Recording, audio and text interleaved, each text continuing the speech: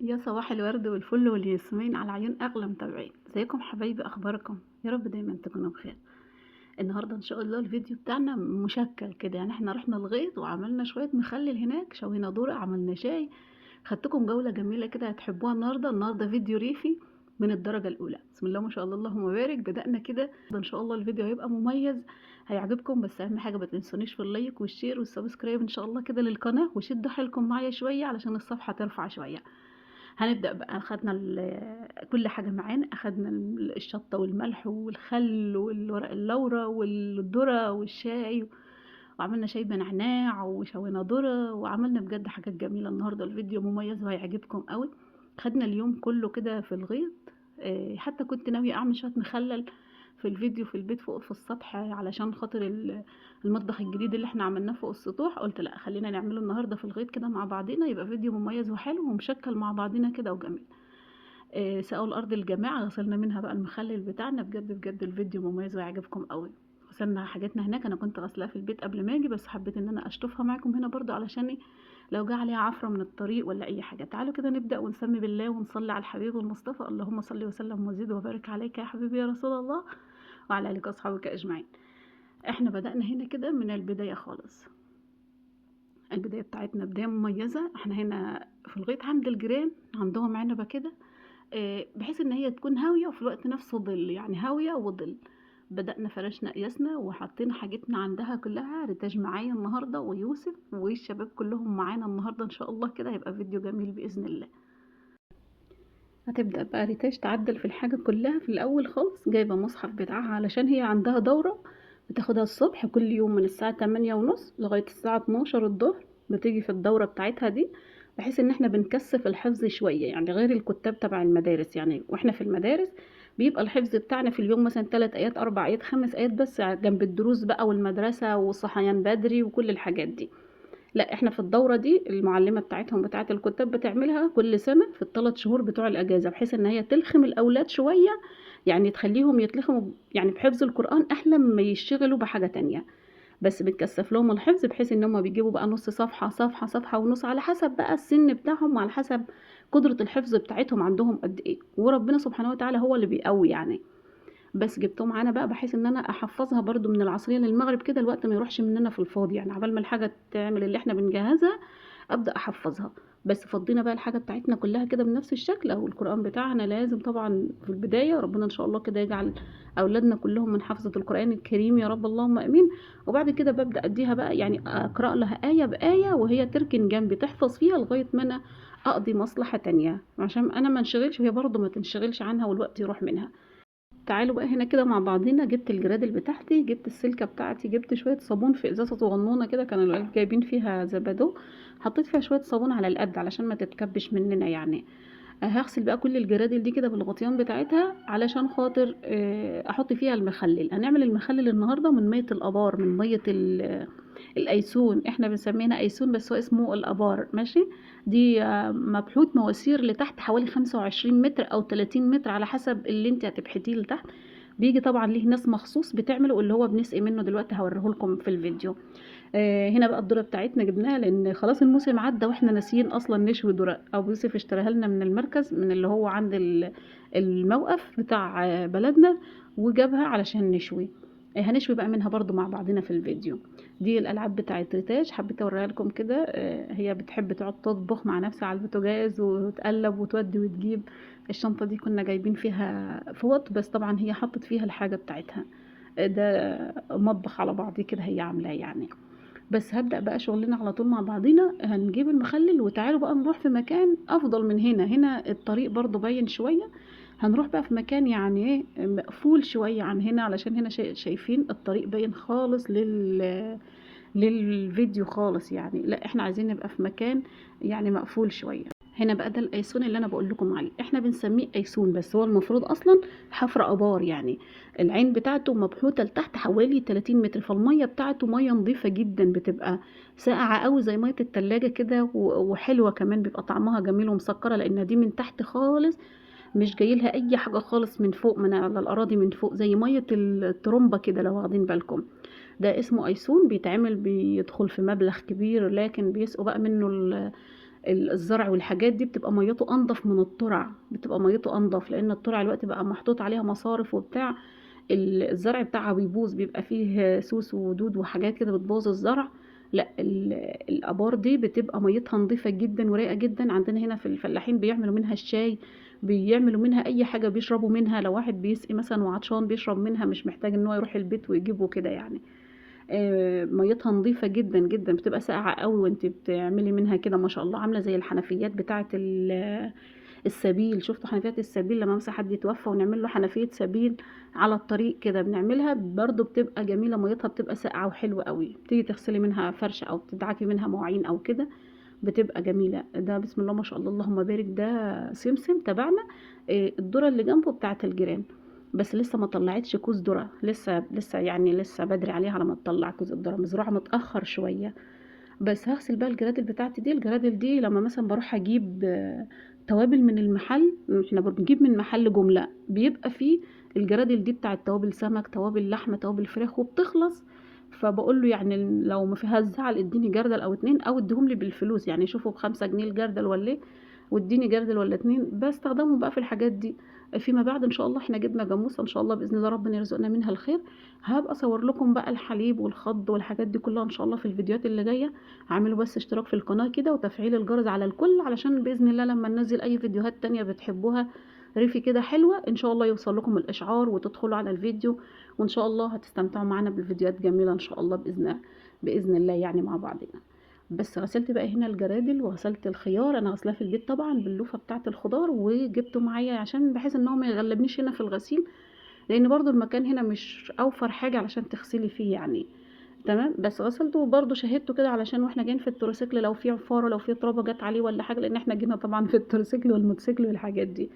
نقلنا بقى هنا تحت العنبه التانية دي، جيراننا التانيين ناس محترمه جدا، هنا او هنا والله ما بيأثروا خالص، وبيبقوا كمان عايزين يعملوا لنا شاي ويجيبوا لنا ولا حاجه، ان احنا بنقول لا يعني، احنا عشان ما نغلبش حد بنبقى جايبين معانا الكل من بالميه والعده بتاعتنا والشاي والكبريت وكل حاجه، بنيجي بقى نولع جنبنا هنا كده وبنقعد من العصريه.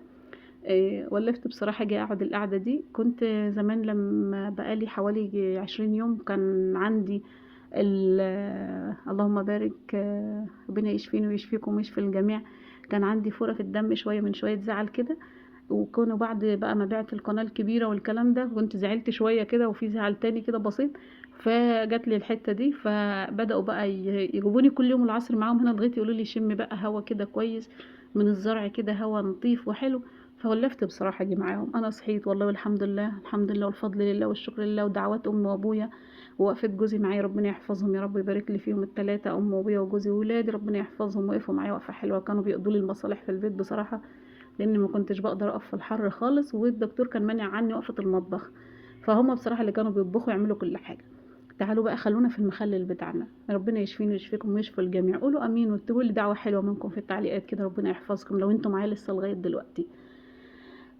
جيت بقى هنا الخيار بتاعي، باخد العنقة بتاعها من فوق من تحت وبقسمها بقى، قسمتها 4 أو مثلا 2 على حسب الخيارة رفيع أو تخينة شوية. في المخلل بنجيب الخيارة الرفيعة علشان تعيش معانا وما تمرمطش وما تضطرش في الخيار، دي أفضل حاجة ماشي. عملت كل الخيار والفلفل بنفس الشكل كده.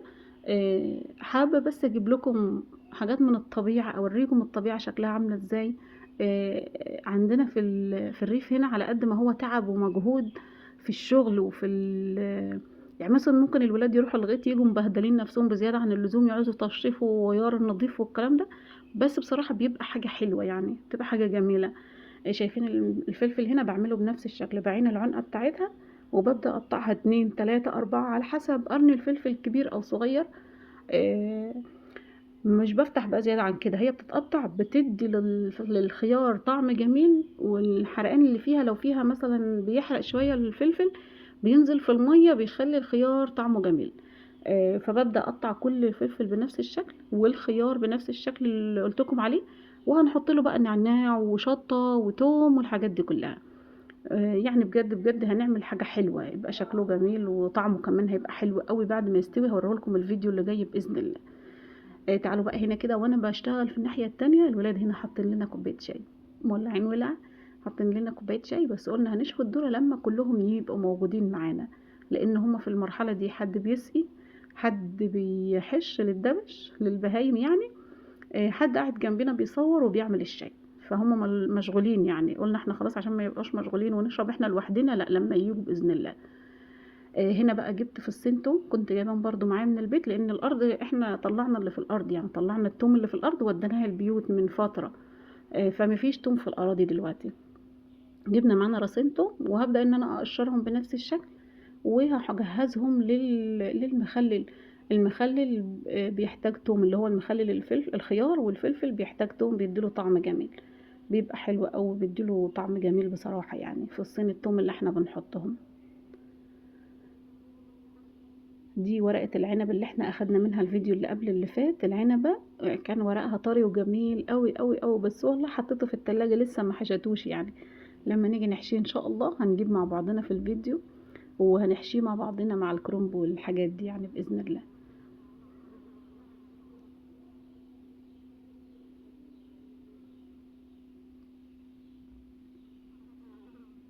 تعالوا هنا بقى كده خلصنا تقطيع المخلل بتاعنا والحاجة. حبيت اجيب شوية مية بقى من الايسون هنا من الابار، شايفين المية رايقة زي العسل، هنعمل بيها المخلل. جبت بقى شوية المية دول في الجردل، هحط فيهم التوم بتاعي، هحط فيهم الملح، هحط فيهم الشطة، هحط فيهم ورق اللورة، هحط فيهم كمان اللهم بارك شوية خل، شوية سكر علشان يحفظوا لي المخلل، يخليه يفضل مقرمش يعني، معلقتين السكر. بس هقطع كل التوم لان هنا مش معايا مصحن، وفي المخلل مش بندقه احنا، في المخلل لو هحط توم بقطعه بالسكينة زي ما انتم شايفين. بس هحط بقى معلقتين شطة علشان ما شاء الله الكمية كبيرة، هحط كمان معلقتين سكر وبرضو عشان الكمية كبيرة عشان يحفظوا، وهحط الملح بتاعي برضو. لكل كوباية مية هحط لها معلقة ملح، انتوا بالوقت انتوا بقى كده، انما انا عاملة كمية كبيرة باحط لها بالبركة كده يعني، بابقى عارفة المُقنّن بتاعها قد إيه أو الكمية بتاعتها قد إيه. بس حاطين ورقتين لورا برضه، ولو عندِك فصين حُمُّص أو ترمس حطيهم معاهم، بيحفظ بيحفظ المخلل. الشاي بتاعنا كان ما شاء الله اللهم بارك غلا، هيبدأوا بقى بعد ما نخلّص توضيب المخلل هنبدأ نصُب الشاي مع بعضينا بإذن الله. بس كده خلصت بقى، حطيت للبرطمان الاول الملح اللي انا ضفته والميه والحاجه، حطيت للجردل الاول، هعبي معاكم بقى الجردل التاني ده، بظبط بس الملح بتاعها، لو دلع شويه بظبط الملح، لان اهم حاجه في المخلل هي الملح، اهم حاجه. لو الملح بتاعه قليل بيطرى معاكي، لو الملح كتير بيبقى حادق شويه واخد ملح زياده شويه، بس بقدر اعالجه بعد ما يستوي يعني، الملح الزياده بقدر اعالجه. بعمل ايه بقى؟ بنقص شويه ميه من اللي عليه، ميه التخليل، وبحط ميه من غير ملح، بتظبط الدنيا معاه. ده لو جه معاكي حياءه عالي شويه او ملحه عالي شويه، الجم جه دلع شويه بدوب شويه ملح، شويه ملح في ميه وبضيفهم على الميه بتاعته بس وخلاص. معلقه الشطه دي بتديله طعم جميل. هجيب بس شويه توم من تحت علشان اضمن ان يجي فيه توم برضو، مش يفضل لان التومه تقيله فبتسقط في الميه تحت. بس هنزل بقى كده بالميه بتاعتي لغايه ما اعبي البرطمان. والافضل لو انت عندك شنط بيضه نظيفه هتحطيها في البرطمان او في الجردل، وانزلي فيها بالمخلل والميه بتاعته، واربطي الكيس، عمره ما يعمل ريمه معاكي ابدا. ده انا ضامنه ان انا باذن الله باذن الله مش هيعمل ريمه، لان انا هحطه في التلاجة. انت ما عندكيش مكان في التلاجة، حطيه في كيس زي ما قلت لك، تمام، وحطيه في البرطمان واربطي الكيس، وكل ما تجيبي هتفكي الكيس وتاخدي المخلل بتاعك بمعلقه، والمعلقه تكون ناشفه، وبعد كده تربطي الكيس تاني وتقفلي البرطمان تاني، مش هيعمل معاكي ريمه ابدا. المهم ايدك ما تنزلش في البرطمان بتاع المخلل، يعني هاتي بمعلقه خشب او معلقه عاديه، بس المهم تكون ناشفه. حطيت بقى ورقتين نعناع، حطيت معلقتين خل علشان اضمن ان هو يستوي على طول، ما يقعدش يعوق كتير، وان انا هحطه في التلاجة مش هيتهري ولا حاجه. في الصيف ده ما ينفعش نحط مخلل بره على الرخامه، لانه طبعا هيعمل ريمه وهيبوظ مننا وهيفشش معانا من الحر. حطي المخلل قعديه يوم واحد بس بره بحيث ان هو يبدأ يستوي، وبعد كده حطيه في التلاجة بجردله، هيفضل يعيش معاكي سنة سليمة بسم الله ما شاء الله. لا هيعمل ريمة ولا هيعمل اي حاجة خالص، لان احنا في جو الحر. لو جو شتاء عادي حطيه على الرخامة عادي، تمام. بس هبدأ بقى اغطي البرطمانات بتاعتي وقلبتها كويس، هبدأ اغطيها بقى والولاد هيروحوها البيت. تعالوا بقى كده نعمل كوباية الشاي. السكر بقى انت تقولي كتري سكر. بصوا على حسب كل واحد بيحب الحاجه قد ايه. احنا عندنا هنا في الفلاحين الناس بتشتغل، فعايزه حاجه مسكره ترفع من روحها شويه. الناس اللي قاعده هي اللي السكر كتير وحش عليها. احنا عندنا هنا مجهود كبير بيتعمل، ممكن يعزقوا، ممكن يخدروا، ممكن يسقوا، بيجروا، فهمتوني؟ فالجسم اللي بيشتغل بيفرم اسرع من الجسم اللي قاعد. احنا مثلا كزوجات كحريم يعني، واحدة مننا ممكن تقوم الفجر تروح الغيط تحلب جاموسة، تعمل ترمي الدبش، فهمتوا؟ فدي بتفرم اكتر من اللي قاعدة في البيت بتقوم الظهر براحتها ولا كده. فعلى حسب الجسم شغال عادي زودي سكر عادي، او كل اللي انت عايزاه عادي. اما لو الجسم قاعد بيحافظ على نفسه شوية من الاكل الزيادة، علشان بقى ما يبقاش فيه سمنة والجسم يتقل قوي والرجلين توجع والظهر يوجع والحاجات دي كلها، والرجلين تحس انها مش قادرة تشيلنا والكلام ده. اما الانسان لو هو مثلا بيشتغل عادي كلي مفيش مشاكل خالص. جبناهم شطفنا النعناع بتاعتنا، اخدنا الطرف بتاعها من فوق زي الملوخية كده وحطيناه في الشاي. الباقي هناخده معانا البيت نزرعه علشان المطبخ الجديد اللي احنا عملناه، هنزرع بقى فيه نعناع وريحان والحاجات دي كلها. هوريها لكم ان شاء الله في الفيديو اللي جاي. نعيشنا وكان لنا عمر بإذن الله. بس دوبنا بقى سكرنا، هنبدأ بقى كل واحد ياخد الشاي بتاعه وندوب بس فيها النعناع كده لفوق لتحت عشان الريحة بتاعتها تيجي في الشاي، بتبقى بجد جميلة. كوباية الشاي اللي على الولعة دي اللي فيها النعناع. تعالوا بقى نشوف الذرة بتاعتنا اخبارها ايه. خلاص الشباب بقى كده قربوا يخلصوا مصالحهم، هيجوا علشان نعمل الذرة وناكلها مع بعضنا وهي سخنة كده مع كوباية شاي كده. بس ولعوا بقى الولع. الشباب ما شاء الله حطوا فحم وخشب وحاجات من الحاجات دي، ولعوها كويس وبدأت الولعة تهدى، يعني النار اللي عالية دي تهدى. وبعد كده هنشوي بقى على الفحم ده، الفحم بتاع الحطب اللي احنا عملناه. بس بيهووا بقى كده بأي حاجة، بكراسة، بكتاب، بغطا جردل أو أي كرتونة أيا كان. ويبدأوا بقى يقلبوا في الذرة خالص لغاية ما تستوي كويس. ونبدأ بعد كده اللي نصيب فيها حاجة بيبدأ ياكلها. الجيران ماشية جنبينا بتبدأ تاخد، في جيران جنبينا وما عندهمش مثلا الغيط أو ما عندهمش الزرعة، بنبدأ ندي كوزين. مش بناكل الحاجة لوحدينا. احنا هنا حلاوة الأرياف في كده، ان مش كل حد بياكل كل حاجة لوحده. هو عندنا الأرياف حلاوتها في كده، اللي عنده حاجة حلوة عملنا كوباية شاي بقى كده تانية مع الذرة ياكلوها الولاد بألف صحة وهنا. علشان كده اليوم خلص بتاعنا، هنبدأ بقى ناخد بعضينا ونمشي نروح على البيت، ناخد مخللنا وعدتنا وقياسنا وحاجتنا ونروح على البيت. كان يوم جميل. ما تنسوش اللايك الحلو بتاعكم، واشوفكم على خير ان شاء الله في فيديو جديد.